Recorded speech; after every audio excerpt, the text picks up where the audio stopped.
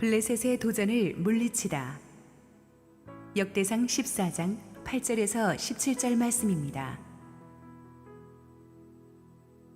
다윗이 기름 부음을 받아 온 이스라엘의 왕이 되었다 함을 블레셋 사람들이 듣고 모든 블레셋 사람들이 다윗을 찾으러 올라오매 다윗이 듣고 대항하러 나갔으나 블레셋 사람들이 이미 이르러 르바임 골짜기로 쳐들어온지라.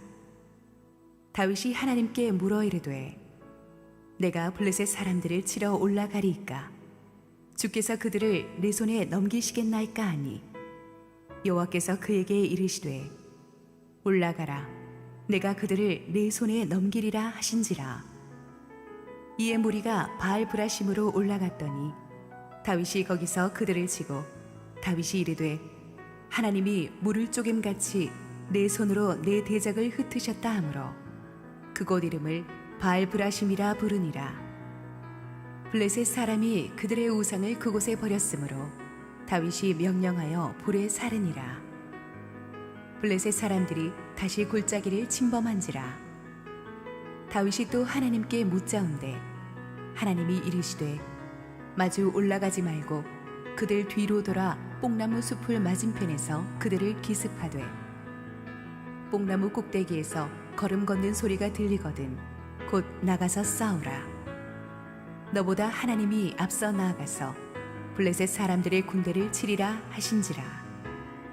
이에 다윗이 하나님의 명령대로 행하여 블레셋 사람들의 군대를 쳐서 기브온에서부터 게셀까지 이르렀더니 다윗의 명성이 온 세상에 퍼졌고 여호와께서 모든 이방 민족으로 그를 두려워하게 하셨더라.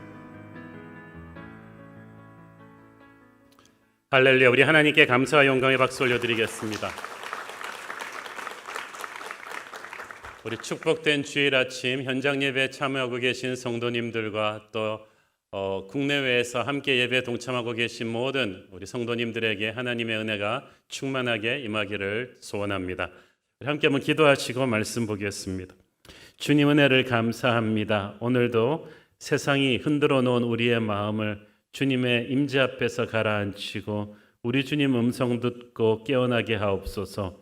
부족한 종은 온전히 감추시고 우리 주님 홀로 영광 받아 주시옵소서.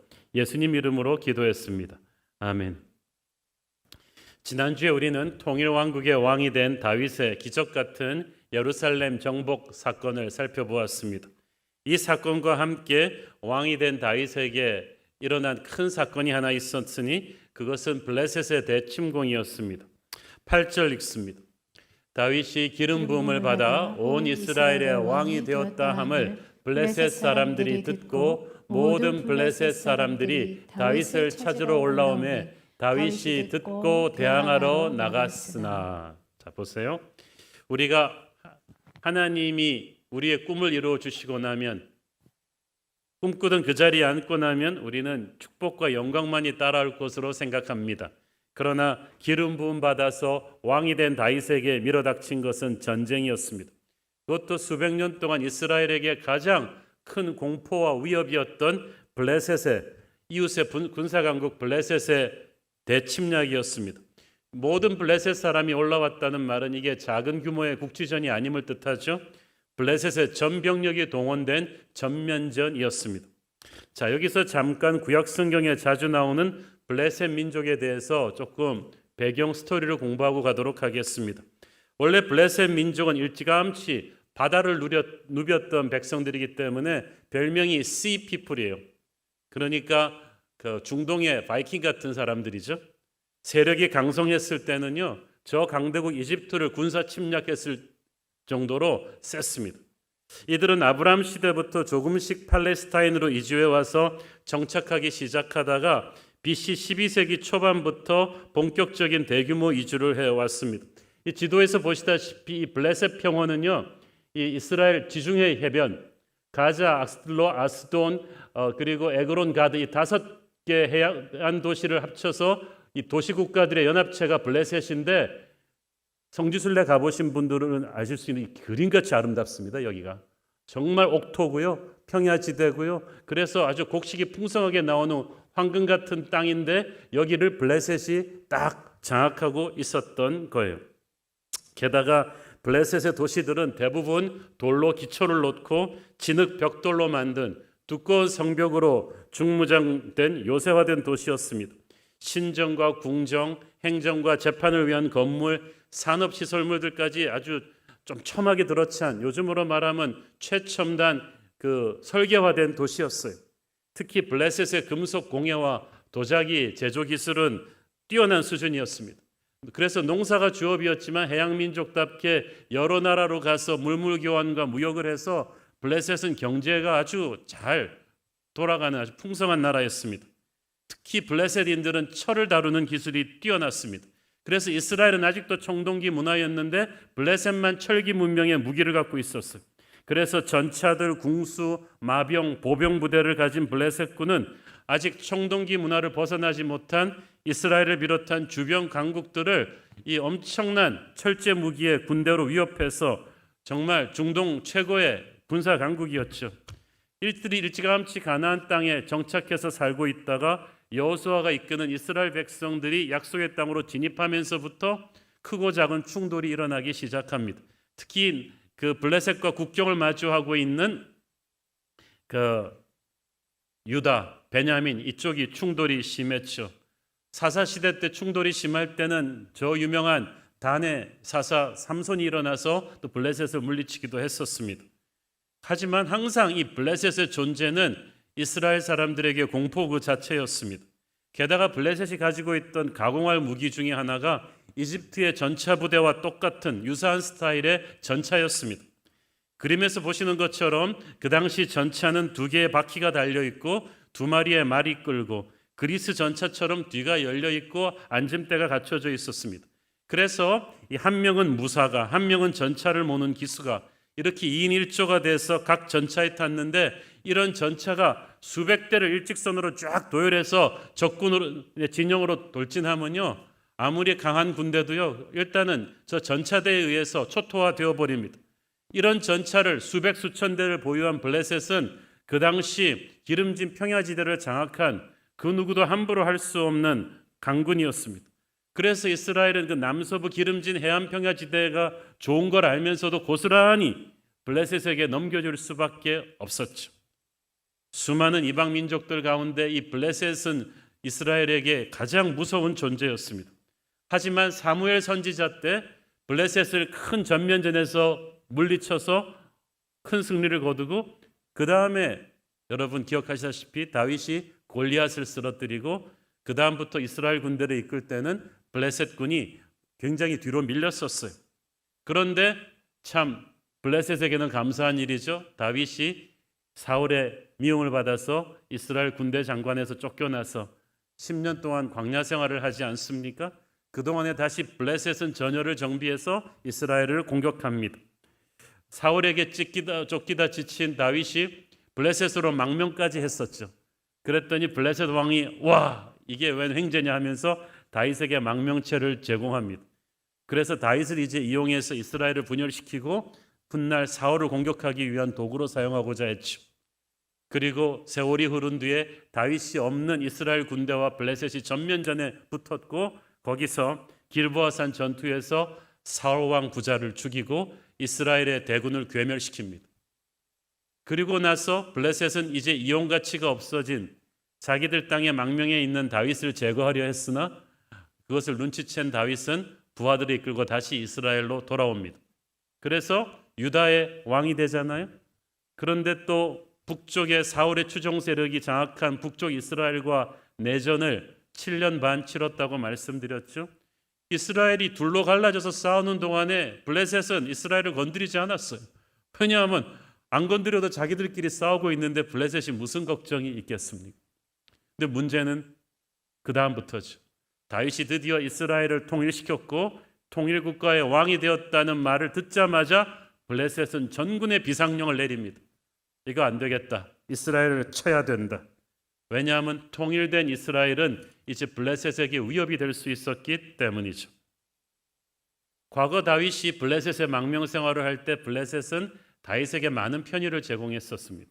그것은 어디까지나 다윗이 이스라엘을 치는데 이용 가치가 있었기 때문인데 이제 다윗은 온 이스라엘의 왕이 되었기 때문에 이제는 반드시 제거해야 되는 적입니다.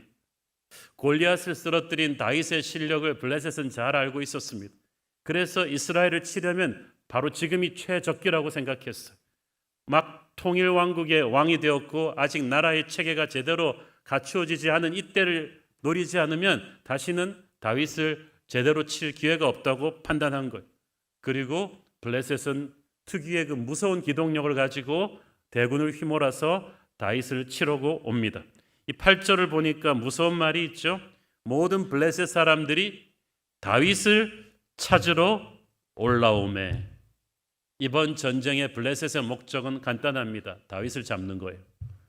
땅을 차지하기 위해서도 아니고 이스라엘을 패배시키기 위해서가 아니라 다윗 한 사람을 잡는 거예요.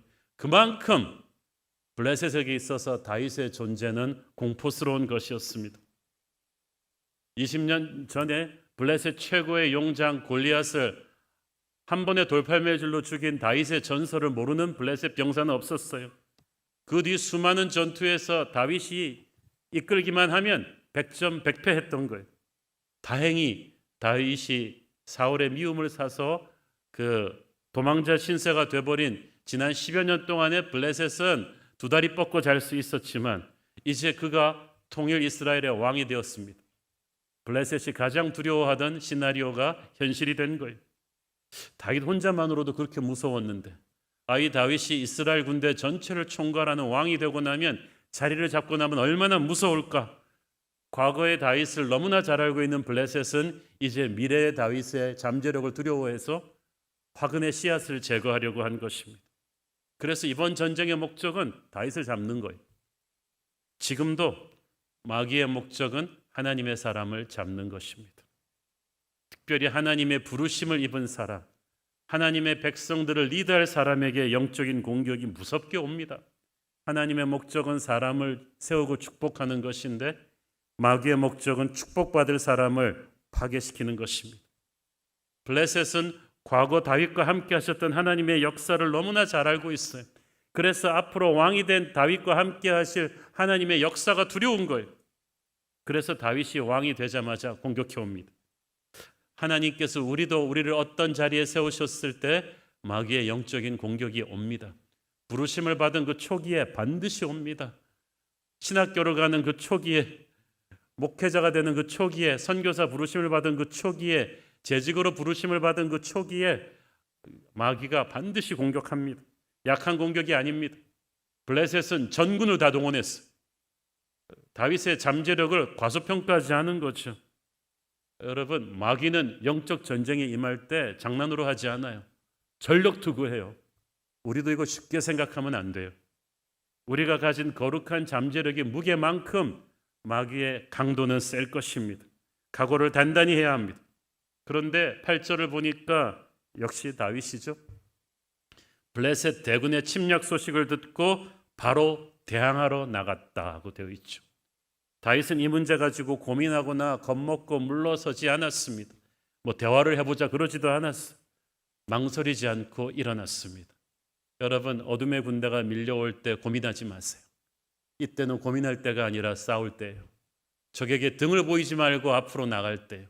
성경은 마귀를 대적하라, 그러면 너희를 피하리라고 했습니다. 이 전쟁에 위해서 하나님께서 여러분을 준비시키셨습니다. 블레셋은 그렇지만 역시 만만찮은 적이었습니다. 병력과 무장 상태도 압도적이었지만 그 블레셋을 지휘하는 장군들이 굉장히 전쟁 경험이 많은 용장들이었죠. 그래서 기동력이요 정광석화처럼 빨랐습니다. 어느 정도 빨리 왔느냐? 9절 읽습니다. 블레셋 사람들이 이미 이르러 르바임 골짜기로 쳐들어온지라. 여러분, 르바임 골짜기가 예루살렘에서 얼마나 가까운지 아세요? 지도로 한번 보세요. 블레셋이 여기서 5국가가 있다 그랬는데 르바임 골짜기 여기서 바로 예루살렘이요. 빠른 기마대로 가면요 1시간, 2시간 그대로 주파할 수 있는 거리죠. 그러니까 적어도 전문가들은 몇만 명 이상의 블레셋 대군이 여기까지 다윗의 정보망에 잡히지 않고 첩보망에 잡히지 않고 여기까지 그냥 들이친 거예요. 대단한 군대 이동 아닙니까? 그러니까 다윗은 그야말로 허를 찔린 거죠. 정신 차리고 보니까 턱 밑까지 적이 와 있어요. 전쟁에 있어서는 타이밍이 생명입니다. 전력이 비슷한 상대들끼리 붙을 때도 먼저 움직여서 그 유리한 고지를 점령하고 적의 허를 찌르는 기습을 해야 되는데, 이쪽은 객관적인 전력도 훨씬 떨어지는데 블레셋에게 기선을 제압당했어요. 타이밍을 뺏겨버렸어요. 병력도 무기도 훨씬 앞서 있는 적에게. 처음부터 불리한 전쟁입니다. 게다가 이 격전지 르바임 골짜기가 이스라엘 군에게 유리한 지형이 아니에요. 골짜기가 아주 좁고 험난하면은 이 이스라엘이 훨씬 좋을 텐데, 불행하게도 이 르바임 골짜기가 탁 트인 넓은 곳이 길이가 5km, 폭이 3km에 달합니다. 게다가 매우 기름진 옥토지대로 쫙 깔렸어요. 그 말은 무슨 말이냐면 블레셋이 자랑하는 전차대가 수백 대의 규모로 늘어서서 달려올 수 있다는 얘기죠.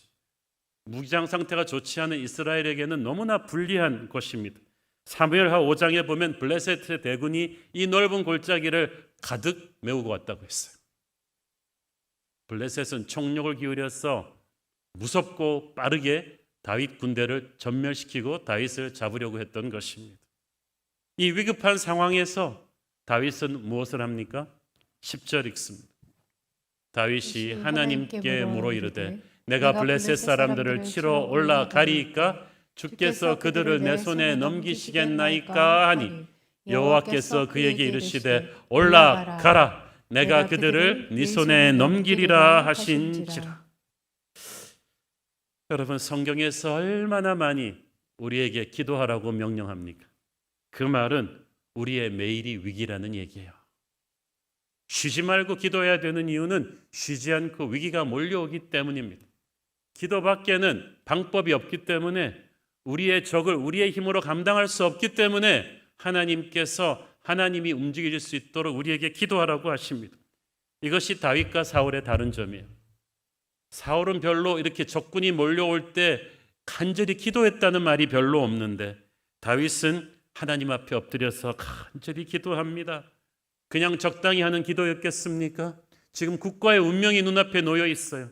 막 태어난 나라가 채 꽃을 피워보기도 전에 망할 수도 있는 엄청난 위기예요. 상황이 위급하고 중할 때 우리는 간절한 기도를 드려야만 합니다. 우리는 지금 위급하고 중한 시대를 살고 있어요. 설렁설렁 기도할 여유가 없어요. 가식적인 기도가 아닌 간절하고 절박한 기도로 엎드려야 됩니다. 리더들은 그렇게 해야 돼요. 가정의 리더인 아버지 어머니들은 가정을 위해서 그렇게 기도해야 되고요. 교회 리더인 목회자, 장로님, 순장님들은 그렇게 기도하셔야죠. 그래야 하나님께서 위기를 타개할 돌파구를 열어주실 것입니다. 골방 기도에서 승리해야 우리는 삶의 현장에서 승리할 수가 있습니다. 응답이 어떻게 옵니까? 내가 그들을 내 손에 넘기리라. 역사의 주관자이신 하나님께서 싸워보기도 전에 승리를 선물로 주겠다고 하셨어요. 와, 다윗이 얼마나 감격스러웠을까요? 보이지 않는 영적인 세계에서 승리하면 보이는 세계에서도 우리는 이길 수가 있습니다. 보이지 않는 세계에서 이 피를 끓는 기도에 승리가 없으니까 보이는 세계에서 우리가 적과 마주하면서 지금 덜덜 떨고 있는 거예요. 11절 읽습니다. 이에 무리가 바알브라심으로 올라갔더니 다윗이 거기서 그들을 치고 다윗이 이르되 하나님이 물을 쪼겜같이 내 손으로 내 대적을 흩으셨다 하므로 그곳 이름을 바알브라심이라 부르니라. 바알브라심이란 말은 흩어버리시는 주라는 뜻으로 하나님이 적을 산산이 쳐서 흩어버리셨다는 그 말을 다윗이 기념해서 붙인 지명입니다. 성경은 다윗이 그들을 쳤다 하고 간단히 표현합니다마는 영어 성경에는 he defeated them, 패배시켰다라고 합니다. 정말 무섭게 쳤을 거예요. 왜냐하면 그 강성하던 블레셋의 공격을 간신히 막아낸 정도가 아니라 패배해서 물러갈 때까지 무섭게 몰아친 거예요. 블레셋이 애지간해서는 무너지지 않기 때문이죠. 근데 가만 보면은 이 다윗이 블레셋을 상대로 싸우는 것은 지금까지 내전을 치르면서 보여주었던 모습과는 사뭇 다릅니다. 10년 광야 생활하면서 사울의 군대에게 쫓겨다녔고 7년 반 동안 북쪽 이스라엘과 내전을 치렀지만 다윗이 한 번도 이렇게 무섭게 정면에서 군대를 거느리고 이렇게 무섭게 몰아친 적은 없었어요. 왜냐하면 내전은 피를 나눈 형제들이기 때문이에요. 이게 빨리 끝나고 나면은 다 다윗의 백성이 될 사람들이기 때문에 다윗은 불필요한 피를 흘리지 않았어요. 자신을 배신하고 밀고 하는 부족들도 용서하고 포용했었습니다. 그런데 블레셋의 전쟁은 달라요. 여기서는 다윗이 인종을 두지 않아요. 총력을 기울여서 싸웁니다. 적이 완전히 부서져서 흩어져 버릴 때까지 밀어붙입니다. 형제들을 상대로 어쩔 수 없이 싸우는 내전에서는 피해를 최소화하면서 조심했지만 외부의 침략군인 블레셋을 몰아낼 때는 무섭게 싸웠어요. 우리도 여기서 배워야죠. 형제끼리 분열하고 다툴 때는 될 수 있는 대로 인내하고 포용하면서 최소한의 피를 흘려야 돼요. 그러나 마귀와 싸울 때는 담대하고 확실하게 물리쳐야죠. 이걸 거꾸로 하는 분들이 있어요. 우리는 진짜 싸워야 될 적이 누구인지를 분명하게 해야 될 것입니다. 그날 승리의 장소를 다윗이 바알 브라심이다 라고 선포합니다. 거대한 물이 모든 걸 쓸어버리듯이 하나님의 손이 그날 르바임 골짜기에서 블레셋의 대군을 물이 쓸어버리듯이 쓸어버렸다는 뜻이에요. 그만큼 그날의 승리는 엄청난 것입니다. 하나님께서는요, 이스라엘이 간신히 블레셋의 공격을 견뎌내면서 살아남게 하지 않으셨어요. 그렇게만 해도 대단했을 텐데 물이 쓸어버리듯이 거의 이스라엘의 피해는 거의 없이 블레셋이 괴멸당하는 통쾌한 승리를 주셨습니다. 근데 블레셋 군대가 아까 설명드렸다시피 그렇게 간단히 무너질 군대가 아니거든요. 일단 이스라엘이 없는 전차대가 있는 데다가 철기 무기가 있고 이스라엘은 청동기 무기예요. 청동칼이랑 철기칼이랑 부딪히면 청동칼이 부러져요. 이쪽이 모든 면에서 열세인데도 다윗의 군대 앞에 블레셋의 그 중무장한 대군이 이렇게 무너진다는 것은 기적 같은 일입니다. 그래서 다윗이 말합니다. 이건 기적이야. 바알 브라심, 주께서 쓸어버리신 거야. 왜 이걸 다윗이 하냐면 다윗은 전쟁터에서 잔뼈가 굵은 전쟁의 고수이기 때문에 자기의 한계를 아는 거예요. 그래서 이번 전투에서는 자기의 능력이 아닌 하나님의 힘으로 이겼다는 걸 다윗이 알고 있어요. 그렇기 때문에 자기 능력 밖의 결과가 나왔기 때문에 다윗은 하나님께 합당한 영광을 돌린 거예요. 바알 브라심, 이건 하나님이 하신 거예요. 하나님이 쓸어버리신 거예요. 여러분, 다윗처럼 하나님이 하신 것을 하나님이 했다고 정직하게 말을 해야죠. 그런데 개구리 올챙이 시절 모른다고 많은 사람들이 하나님의 힘으로 승리하고 나서는 그만 하나님의 은혜를 잊고 오만해집니다. 승리한 뒤에는 승리에 취해가지고 그 하나님에게 가야 될 영광을 자기가 가로채는 거예요. 만약 다윗이 그랬다면 어떻게 했어요? 뭐 역시 골리앗 때보다는 좀 쉬운데 이렇지. 그는 겸손한 사람이었습니다. 그는 이 기적 같은 승리가 군사적인 능력으로 아니라는 걸 알았어요. 그래서 오직 하나님께 영광 돌립니다. 이건 나의 나된 것은 하나님 은혜야. 이렇게 진짜 하나님의 사람은 성공하고 나서 겸손해요. 하나님의 은혜를 잊지 않습니다. 하나님을 찬양합니다. 그러니까 하나님께서 다윗에게 그 다음 승리를 또 주시는 거야. 12절 읽습니다. 블레셋 사람이 그들의 우상을 그곳에 버렸으므로 다윗이 명령하여 불에 사르니라. 블레셋은요 항상 전쟁터마다 우상을 끌고 왔어. 자기들의 우상을. 자기들의 신이 저쪽의 신을 이긴다는 그런 미신이 있었던 거예요. 그런데 막상 전쟁에 패배하니까 비겁하게도 그 애지중지하던 우상을 팽개쳐두고 확 도망가 버렸어. 바알 브라심의 또 하나의 의미는 바알이 깨뜨려졌다는 뜻이에요. 블레셋이 그토록 애지중지하던 우상 바알이 힘 한 번 쓰지 않고 패배합니다. 다윗은 그 우상을 그냥 두지 않고 완전히 부셔서 불에 태워버렸어요. 이게 중요한 마무리예요. 이건 그냥 전쟁이 아니거든요. 영적 전쟁이거든요. 블레셋을 물리치는 사실 이상으로 중요한 것은 블레셋의 우상을 파괴시키는 거예요. 왜냐하면 그 우상은 그냥 그 우상이 아니라 블레셋의 모든 죄악된 요소들, 그 모든 폭력과 음란과 황금 만능주의가 그 안에 다 상징되어 있는 거예요. 그러므로 블레셋 군대만 물리치고 그 우상을 그냥 놔두잖아요. 그러면 블레셋의 죄악이 이스라엘을 또 타락시킬 수가 있는 거예요. 그래서 영적 전쟁의 뒷마무리는 블레셋 군대를 몰아내면서 그들의 우상을 불태우는 것입니다. 우리도 그렇게 해야 돼요. 적을 몰아내면서 마귀가 가진 모든 가치들을 완전히 부수고 불에 태워야 이 영적 전쟁이 마무리가 되는 줄로 믿습니다. 자, 그런데 이 블레셋이 보통 무서운 민족이 아니에요. 또 옵니다. 그렇게 대패했는데도 13절 읽습니다. 블레셋 사람들이 다시 골짜기를 침범한지라.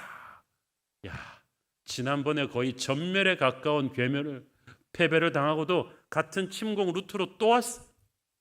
작년에 왔던 블레셋이 죽지도 않고 또 왔어.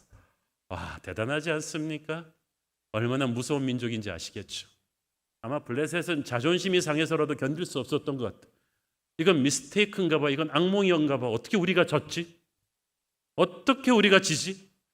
우리 앞으로 창피해서 살 수가 없다. 우리는 군사 강국이야. 한때 이집트를 위협했던 군사 강국이 지금 무기도 별거 없는 이스라엘에게 이렇게 질 수는 없는 거야. 뭔가 실수가 있었을 거야. 그래서 패배를 패배로 인정하지 않고 다시 한번 전열을 정비해서 들어옵니다. 우리가 여기서 뭘 봅니까? 마귀도 블레셋처럼 강하고 끈질깁니다.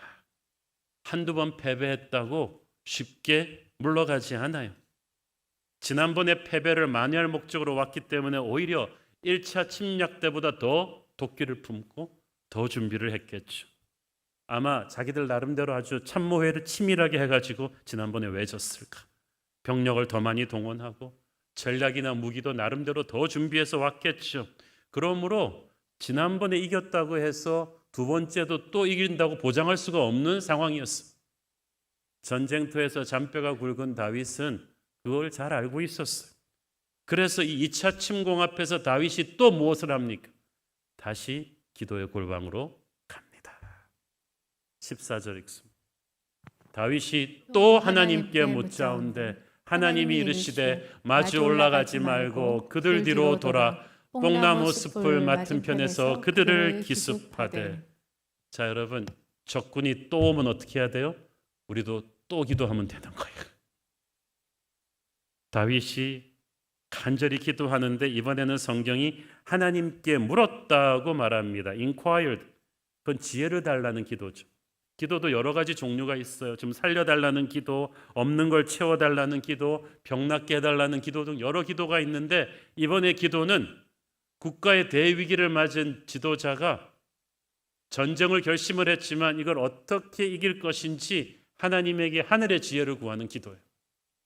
여러분, 인생은 크고 작은 결정인데 여러분이 결정할 때 두렵고 떨릴 때마다 간절히 기도하십시오. 하나님께서 지혜를 주실 거예요. 지난번 전쟁에서 이겼는데 이번 전쟁에서도 이렇게 겸손하게 기도하기 쉽지 않아요. 그것은 그만큼 다윗이 겸손한 사람이었다는 얘기예요. 여러분, 한 번의 승리로 교만해지지 마세요. 이겼어도 또 겸손히 기도하시고 이겼어도 또 기도하시고. 왜냐하면은 마귀는 새로운 도전으로 오기 때문이에요. 승리의 원인이 내가 아니라 하나님께 있음을 아는 다윗은 이 두 번째 도전 앞에서도 첫 번째처럼 간절하게 기도합니다. 그랬더니 하나님께서 하늘의 지혜를 다윗에게 주십니다. 손자병법에도 나오지 않는 기가 막힌 지혜를 하나님께서 딱 다윗에게 맞춤 과외를 해주세요. 첫째, 블레셋 대군과 마주 올라가지 말라. 정면 승부하지 말라. 지난번에는 정면 승부였잖아요. 그런데 이번에는 아니라는 거예요. 이것은 이미 블레셋도 지난번에 그렇게 패배한 경험이 있어서 이걸 대비하고 올 것을 하나님이 아신 거예요. 참, 블레셋은 안 됐어요. 죽어라고 작전을 하면 뭐예요? 하나님께서 하늘 위에서 가만히 듣고 계시다가 그래? 그러면 그걸 뒤집는 작전을 다윗에게 알려주시는 거죠. 여러분, 우리는 어제의 전략으로 오늘 이길 수 없어요. 마귀가 그렇게 호락호락하지 않아요. 다윗도 그걸 알았기 때문에 간절히 기도합니다. 그랬더니 하나님께서 적이 전혀 예측하지 못한 새로운 전략을 주셨는데 이것은 적의 뒤로 돌아서 기습하는 전략이었습니다. 얼핏 보면 정면 승부가 멋있어 보이죠. 그러나 그건 무모한 거예요. 우리가 용감해야 되지만 무모할 필요는 없죠. 무모한 용기 대신 지혜롭게 나가야 될 때가 있는데 바로 이때가 그때예요. 그래서 우리가 항상 하나님의 주파수에다 딱 영성을 맞추고 있어야 되는 거예요. 지시가 다르기 때문에. 적에 따라서 달라요. 여호수아가 여리고성을 공격할 때 전략이랑 아이성을 공격할 때 전략이랑 완전히 달랐듯이 하나님께서 1차 전쟁 때랑 2차 전쟁 때 블레셋이 다르다는 것을 아셨어요. 그래서 다른 방법을 주십니다. 우리는 결코 어제의 은혜로 오늘을 살 수 없어요. 어제의 승리에 도취해서 우리가 자만하고 기도하지 않는다면 우리는 무너질 수 있어요. 패배한 적은 오늘 더 독하게, 더 다르게 나올 것입니다. 이를 위해서 우리가 할 수 있는 길은 하나, 다시 기도하는 수밖에 없어요. 그러니까 이런 거예요. 새로운 도전은 새로운 기도를 필요로 한다. 새로운 기도는 새로운 응답을 하늘로부터 받아내는 거예요. 그러니까 항상 기도하는 사람이 항상 승리하는 거예요. 항상 다른 방법으로. 할렐루야. 자, 여기서 하나님의 기가 막힌 이건 꼭 성경에 나오는 무협지 같은 이야기가 딱 나옵니다. 15절 읽습니다.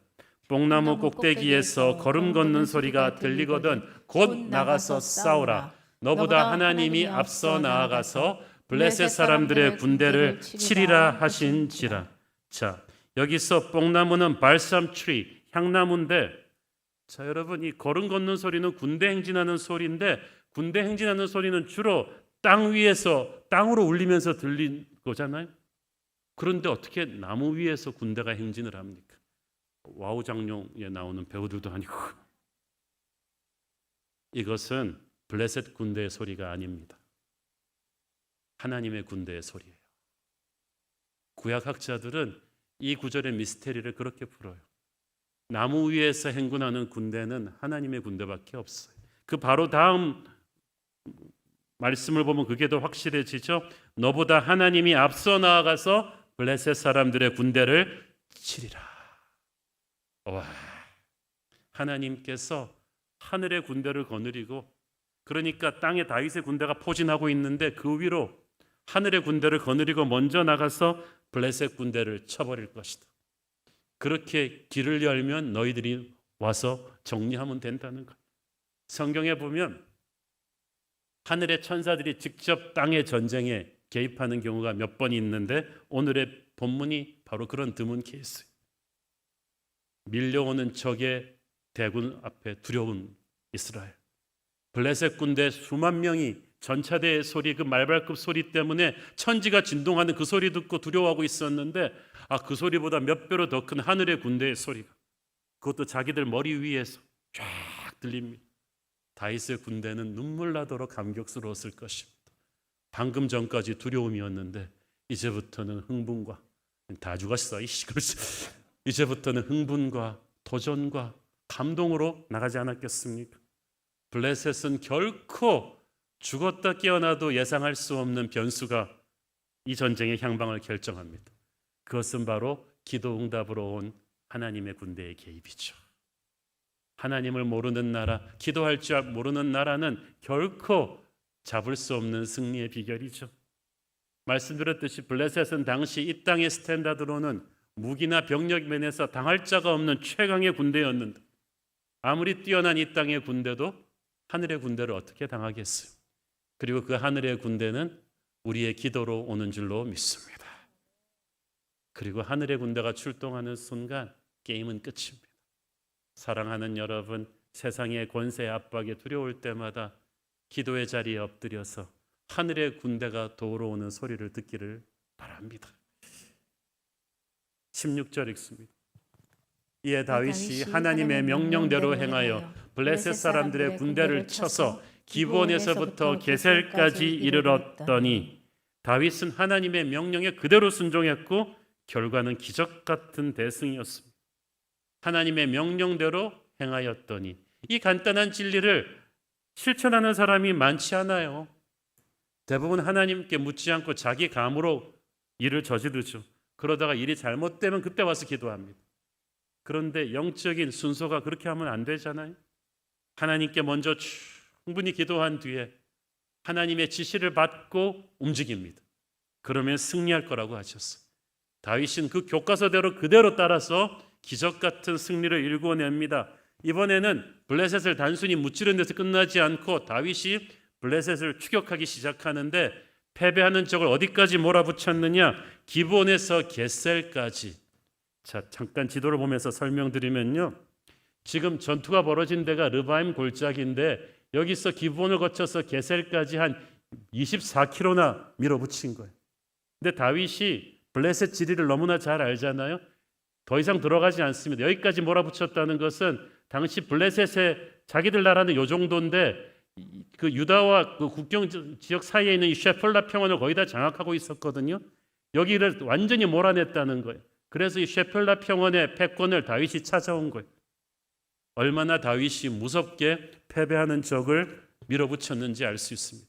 다윗은 결국 이 전쟁을 통해서 이스라엘 국경 밖으로 완전히 블레셋을 물러내기를 원했던 거예요. 다윗은 정확하게 블레셋의 패배하는 동선을 머리에 꿰고 이 작전을 수행한 것입니다. 그래서 여기서 언급하고 싶은 것은 장군으로서 다윗이 얼마나 뛰어난 능력을 가진 사람인가 하는 거예요. 물론 하나님의 능력으로 전쟁을 이깁니다. 그러나 하나님께서는 오늘을 위해서 다윗을 지난 세월 준비시키셨어요. 골리앗을 쓰러뜨릴 때하고 지금의 다윗은 뭐가 달라졌냐 하면 다윗이 10년 동안 광야 생활하면서 어디 있었죠? 저기 다 있었던 거예요. 유대 광야.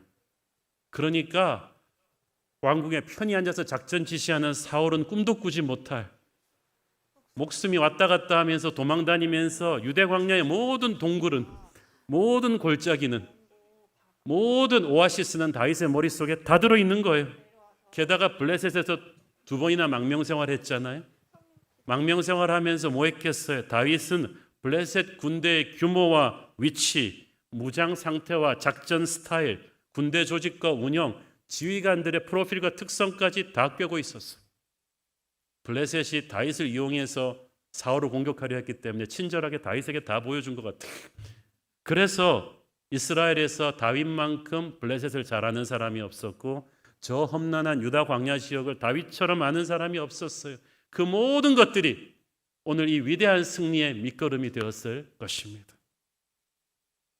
제가 말씀드리고 싶은 게 뭐냐 하면요. 하나님은 실수가 없으세요. 여러분이 광야 시절이 힘드시죠? 그렇지만 이 힘든 시절에 먹었던 눈물 젖은 빵이 나중에 반드시 귀하게 쓰일 때가 옵니다.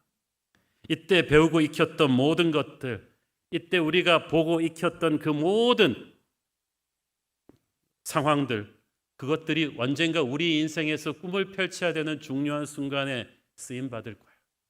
다윗도 놀랐을 거예요. 야, 내가 이 지식을 지금 쓸 줄 어떻게 알았을까? 그런 맥락에서 지난날의 아픔은 그냥 아픔이 아니라 미래의 승리를 위한 준비가 될 것입니다. 그러므로 지금 힘든 광야를 지나고 있던 분이 있다면 고통을 낭비하지 마시고 지금 광야 지도라도 좀 그려놓으시고 블레셋에 대해서 공부를 해놓으시고 이렇게 축적한 경험과 지혜와 아픔이 어느 날 하나님의 때에 위대하게 쓰일 수 있다는 것을 믿으십시오. 다윗이 그랬어요. 다윗은 이뒤로 블레셋을 비롯한 수많은 이방 족속들과 전쟁하면서 이 유다의 지리를 그냥 머리에 훤히 껴고 종횡무진합니다. 망명생활할 때는 얼마나 힘들었어요. 블레셋에게 온갖 무시를 다 당했잖아요. 오죽하면 블레셋 왕 앞에서 살아남기 위해서 정신병자 신용까지 했겠어요. 그렇게 해서라도 살아남아야 하는가 다윗은 생각했을 거예요. 그러나 오늘날 통쾌한 승리로 자신을 무시했던 블레셋을 완전히 괴멸시켜버리고 이스라엘의 원수되었던 블레셋을 길을 죽여버립니다. 여러분의 블레셋처럼 모욕주고 수치 주었던 존재가 오늘 있다 할지라도 여러분이 하나님을 믿고 포기하지 않는다면 언젠가는 이 모든 것을 회복하게 될 때가 올 것입니다. 하나님께서 이 2번의 전쟁으로 다윗을 높이시는데요. 얼마나 높이시느냐 하면 17절 읽습니다. 다윗의 명성이 온 세상에 퍼졌고 여호와께서 모든 이방 민족으로 그를 두려워하게 하셨더라. 여기서 퍼지다는 말은 안에서 밖으로 나갔다는 뜻이. 지금까지 국내에만 머물렀던 다윗의 명성이 글로벌해졌다, 열방으로 퍼져나갔다는 뜻이. 그렇죠. 생각해 보세요. 당시 팔레스타인 지역에서 수백 년 동안 아무도 필적할 상대가 없었던 군사 강국 블레셋. 자기들만 철제 무기와 전차대를 독점하고 주변 나라들을 마음껏 유린했던 블레셋. 그 블레셋이 지금 막 통일하고 나서 아직 정부 조직과 군사 편제도 제대로 갖추지 못한 청동기 무기밖에 없는 이스라엘에게 전격적으로 침공했는데 두 번이나 전멸에 가까운 패배를 당했다. 이건 아마 그 당시 엄청난 국제 뉴스였을 거예요. 그 당시 팔레스타인 CNN 헤드라인이 블레셋이 졌대. 두 번이나 졌대. 그것도 저 아무것도 아닌 이스라엘에게 졌대. 도대체 다윗이 누구야? 엄청난 왕이 태어났구나. 우리 앞으로 다윗한테 잘해야겠어. 앞으로 이스라엘과 척을 져서는 안 되겠어. 소문은 날개에 날개를 달아서 번져나갔고 세상 사람들이 전부 다윗의 홍보 요원이 되었습니다. 왜냐하면 블레셋이 워낙 무서운 상대였기 때문에 상대적으로 그를 패배시킨 다윗의 명성이 엄청나게 커져버린 거예요. 여러분, 이것이 강한 적을 깼을 때 주어지는 상이에요. 싸울 때는 너무 두렵지만 이기고 나면 그 상은 엄청난 거 아닙니까?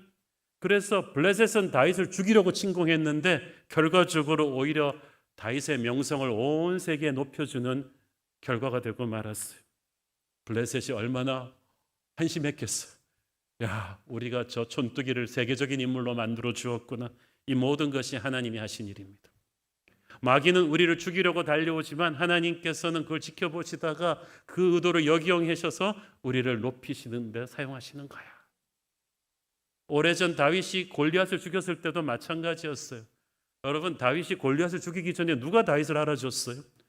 그냥 베들레헴의 촌뜨기 시골 소년이죠.